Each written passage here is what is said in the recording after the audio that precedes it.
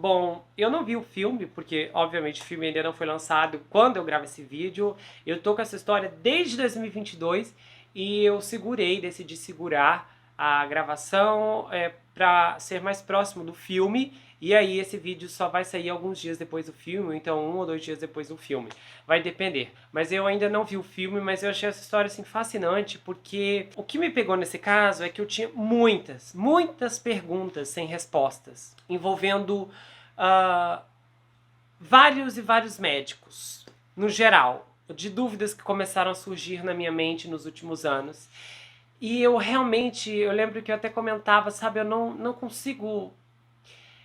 Claro, assim, obviamente, né, dentro desse meio aqui, não vou dizer assim, ai, que inocência, nunca tinha ouvido falar de.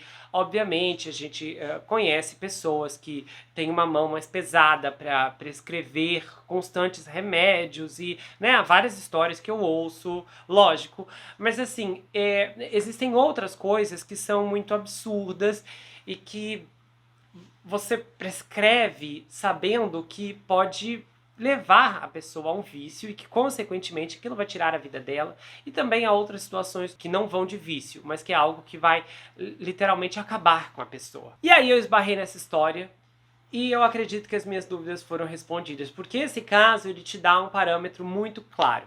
O que a gente viu aqui é um tipo de conspiração elaborada, porque é impressionante como as brechas na lei sempre conseguem realmente funcionar para pessoas como essas criarem cada vez mais. Eu lembro que tem aquele caso aqui que é o Barco da Morte, que é um caso mais recente, que também teve um negócio ali envolvendo, porque o pivô daquele caso é um médico. E aí tinha uma parte ali na história que me chocou muita gente. Que eu até falei, gente, lembra, né, dos atendentes do 91, polícia e socorristas, todos envolvidos em uma conspiração para pegar a pessoa que estava ali acidentada e fazê-la passar por um monte de procedimentos. Então, assim, a gente vê que, assim, é cada vez mais esquemas que você nem faz ideia. Pessoas doentes que entram ali e nem imaginam que o indivíduo que está receitando aquele remédio, aquele medicamento, aquela substância, tem um grande motivo financeiro que está levando-a a prescrever algo que a pessoa tecnicamente não precisa. E aí eles vêm com esse papo aí do Dr. Steven, que é repugnante. Cada vez mais as pessoas com dor têm menos acesso a medicamentos com dor. Que vergonha. O mais curioso, ou talvez reticente nesse caso, é que a indústria farmacêutica nunca cai totalmente. Atualmente, ela está passando por uma crise muito boa. O rápido desenvolvimento de vacinas e tratamentos lá contra, né, o vírus da pandemia transformou as empresas farmacêuticas em heróis muito festejados e idolatrados pela mídia. Os executivos passaram a se vangloriar de terem salvado bilhões de vidas e os acionistas estão nadando em lucros. E aí que me chamou a atenção, porque a pandemia veio em 2020, só que aí, ali em 2019, a mídia estava super contra a indústria farmacêutica, estavam tendo esses escândalos, processos para tudo quanto é lado, né, várias quedas de medicamentos, uma caça aos produtores de opioides, de opiáceos, e tudo isso desmoronou de um ano para o outro. Ou seja, a indústria farmacêutica teve muita sorte de que um momento oportuno conseguiu resgatar a imagem deles, mais uma vez. E a reputação da indústria farmacêutica nunca esteve tão em alta. E é claro, as pessoas beneficiárias dessas empresas nunca estiveram tão ricas. Só que a triste verdade é que, mesmo tendo sido ofuscada pela pandemia, a crise dos opioides piorou. No período mais recente de 12 meses, para o qual existem dados disponíveis, mais de 100 mil americanos, um número recorde, faleceram de overdose. Muitos foram ceifados por opioides sintéticos de ação rápida como fentanil, encontrados em substâncias ilícitas e em analgésicos prescritos. A INSYS tinha um modelo de negócios inteiro que parecia depender da desonestidade, e o John Campbell, o fundador, era cegamente ambicioso, com uma história de origem simpática que disfarçava sua bússola moral quebrada. Enquanto Elizabeth Holmes do caso da Theranos, que tem uma minissérie inteira de 21 episódios contando toda a trajetória aqui, quem lembra aqui do caso, sabe que ela começou a sua empresa de exames de sangue por picada de agulha, porque temia agulhas. E o John afirmou que teve a ideia da Subsys depois de ver sua esposa suportar uma dor terrível ao falecer de câncer de mama. Enquanto a Elizabeth também contava uma história terrível de outro parente que faleceu de câncer. O John Campbell detectou uma oportunidade lucrativa de entrar no crescente mercado de opiáceos com um narcótico moderno. A inovação com o Subsys não foi o medicamento em si, porque o seu ingrediente ativo, o fentanil, existe desde 1960, mas o mecanismo de administração. E aí a gente vê em curso uma corrida para desenvolver os opioides de ação mais rápida. Então, pulverizar moléculas de fentanil sob a língua acabou sendo uma forma super eficiente de proporcionar alívio da dor.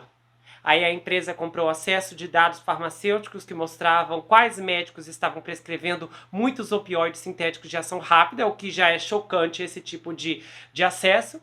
E aí nós temos toda a situação que permitiu uma segmentação ainda mais precisa de médicos receptivos e o FDA, que exigiu que empresas farmacêuticas como a Insys monitorassem de perto quem prescrevia os seus medicamentos. Ou seja, o objetivo da coleta desses dados era proteger a segurança do paciente, mas a Insys se viu diante de uma mina de ouro de marketing. E como vimos, souberam aproveitar muito bem. Olhando para o ângulo geral dessa empresa, eu consegui notar que a força de vendas da Insys inicialmente tentou convencer os Subsys com base em seus méritos. Só que aí havia um problema.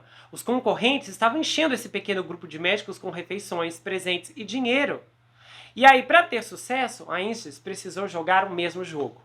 O suborno é desaprovado, mas a portas laterais. Além de receberem comida, bebida e diversão, os médicos eram pagos para fazer discursos sobre os Subsys para pequenos públicos.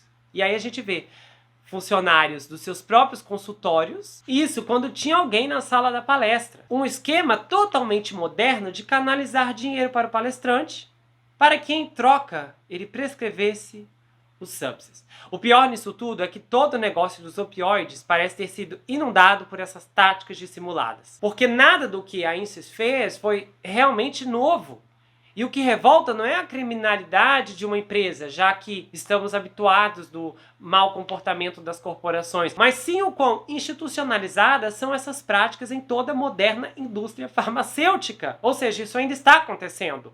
Não com a Insys, mas com outras. E aquele clipe ridículo de dança que foi mostrado ali mostra como eles estavam se sentindo tão eufóricos e tão no topo do mundo, fazendo todas aquelas vendas, que obviamente não cogitaram que aquele vídeo voltaria para assombrá-los. A medicina está mais corrompida do que metade dos nossos vizinhos e amigos estão dispostos a aceitar. No julgamento dos membros dessa quadrilha, os promotores escreveram em detalhes que quanto maior era a dose, maior era o bônus para os médicos. Não só o medicamento custava mais em doses mais elevadas, mas os pacientes também tinham maior probabilidade de se tornarem dependentes da medicação altamente viciante. Então, a verdade é que a justiça nunca vai poder ser feita. Porque as vítimas desse caso, fora as pessoas que faleceram por conta do vício nesse medicamento, que eu encontrei várias histórias, aqueles que sobreviveram, que estão vivos, vão ter que enfrentar problemas pelo resto da vida. Essa história ilude um alerta gigantesco. Que para a indústria farmacêutica como um todo, quanto mais você consumir, seja como for, mais eles vão ganhar. E quem vai lidar com as consequências dos danos do que quer que for que estivermos consumindo, vai ser o seu corpo e a sua saúde, não serão eles. Os reflexos que eu estou falando pode ser tão grande que nós não sabemos aqui quem não foi vítima da indústria farmacêutica em algum momento. Porque eu posso ter sido, você pode ter sido, e você pode estar sendo e nem sabe. Se essa história não fizer você rever algumas convicções sobre a indústria farmacêutica, sobre as suas extensões e seus braços como um todo, então apenas o seu próprio fim poderá convencê-lo. Só que aí vai ser tarde demais, porque você será apenas mais uma vítima da indústria farmacêutica. E quem falece não pode contar sua história. Se você gostou desse vídeo, inscreva-se no canal, ativa o sininho, compartilha, dá o seu like, comenta aqui embaixo, espero que você tenha gostado. Aproveite e conheça as outras atrações do canal, tá? Tem vários episódios bombásticos. Então, Dá uma força, eu espero que você possa maratonar o conteúdo e comentar, tá bom? E se você quiser saber mais sobre mim, adquira meu livro. Esse é um suspense chamado Perfeito Estranho. Ele conta a história de um rapaz chamado Jack Wilbur, que se vê preso em uma terrível maldição hereditária enquanto um serial killer está escondido em sua própria casa e possivelmente tentando tirar sua vida. Esse livro é escrito em formato roteiro, então é uma inovação. Se você não gosta de leitura, não se preocupe. Esse livro é justamente para você, porque a forma como ele é escrito é diferente de tudo o que você já viu. E o livro vai autografado se você quiser. A gente faz envios para qualquer lugar do Brasil, quase qualquer lugar do mundo também. Tem marcadores, um pôster exclusivo. Você pode entrar em contato pelo Instagram, pelo Telegram, comentar aqui. É muito fácil de falar diretamente ou então entrar lá pelo site. A gente se vê no próximo caso e não se esqueça que aqui você sempre vai ter um amigo. Até mais, pessoal!